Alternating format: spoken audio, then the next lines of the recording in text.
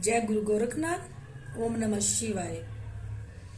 आज मैं आपको माता काली की साधना के बारे में बताती हूँ। जिसने सेवा लगानी है सेवा लगाओ, जिसने साधना करनी है साधना करो।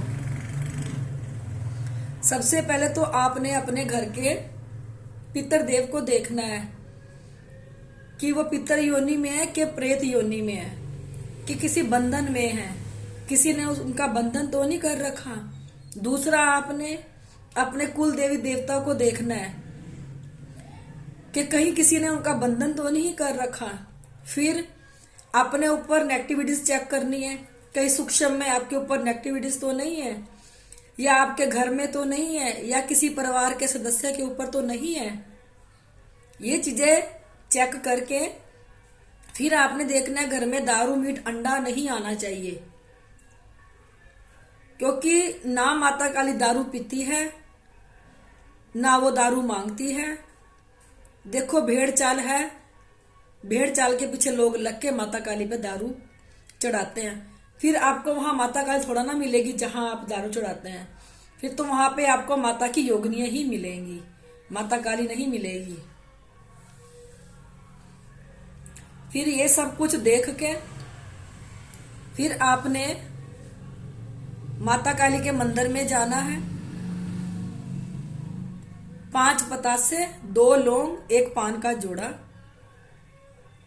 1 पान लेके जाना है और माता काली के आगे रख देना है। अरदास लगानी है कि हे माँ, मैं आपकी सेवा लगाने चला हूँ, मेरे साथ घर जाके विराजमान हो और आपकी सेवा करते हुए कोई भी विघ्न ना आए।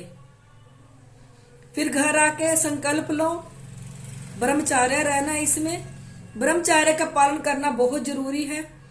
और ध्यान रखे, जब सेवा शुरू हो जाए घर में ना तो दारू आनी चाहिए, ना अंडा मीट, ना कोई दारू वाला आपके घर में प्रवेश करना चाहिए। इस बात का आप ख्याल रखना याद से। फिर जब आप माता काली के मंदिर जाएंगे तो आपके आसपास नगर खेड़ा भी होगा। फिर नगर खेड़े की इजाजत लो जाके आप, क्योंकि नगर खेड़े की इजाजत लेना भी बहुत जरूरी होता है सेवा में, क्योंकि फिर वह पूरा साथ देते हैं जब हम कोई सेवा लगाते हैं। संकल्प ले लो आप कि हम 1.25 महीना की सेवा लगा रहे हैं। अखंड जोत जगाओ इसमें और अपना बिछोना धरती पे लगाओ। देखो, धरती पे लगा के सोओगे बिछोना और अखंड जोत जगाओगे, इससे आपकी सेवा और प्रभावित होगी और माता काली भी इससे प्रसन्न होगी।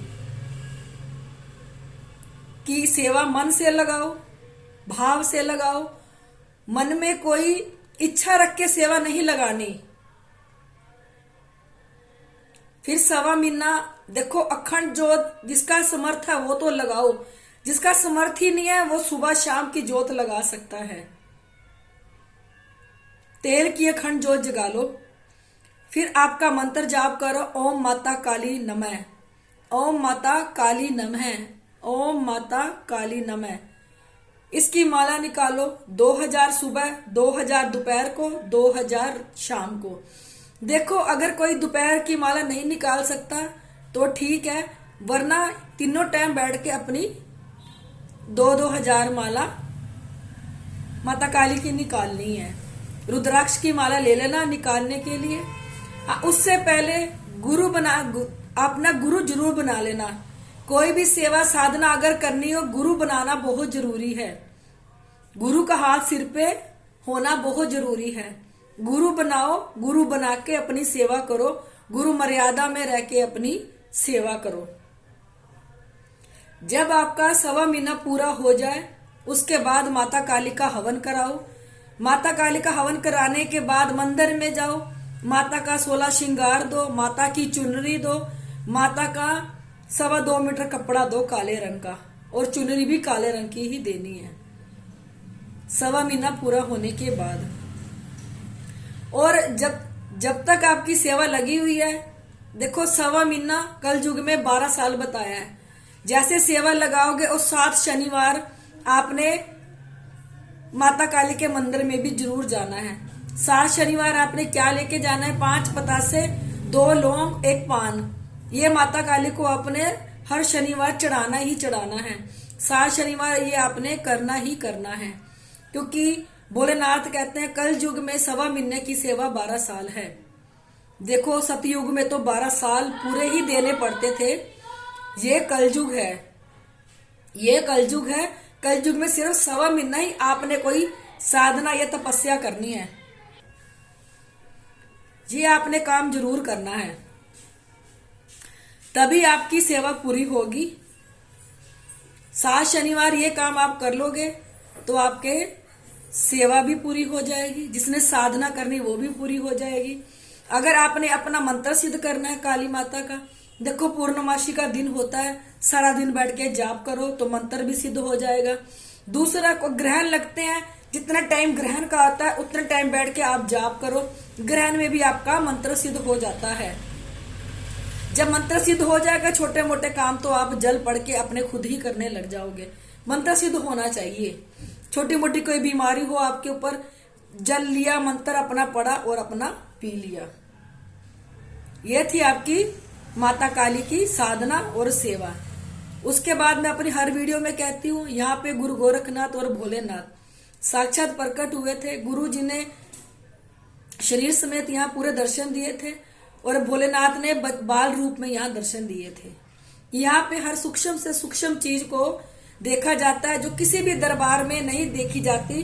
सिर्फ एक शिव धाम पे सूक्ष्म से सूक्ष्म चीज को देखा जाता है, क्योंकि ये चीजें खून में रम जाती है, नसों में बैठ जाती है, रीढ़ की हड्डी पे जाके बैठ जाती है, सिर पे, कंधों पे, पूरी बॉडी में ये पेन करने लग जाती है और चलता फिरता बीमारियों का घर बना देती है। अनेक बीमारियां शरीर में लग जाती है जो इंसान समझ नहीं पाता।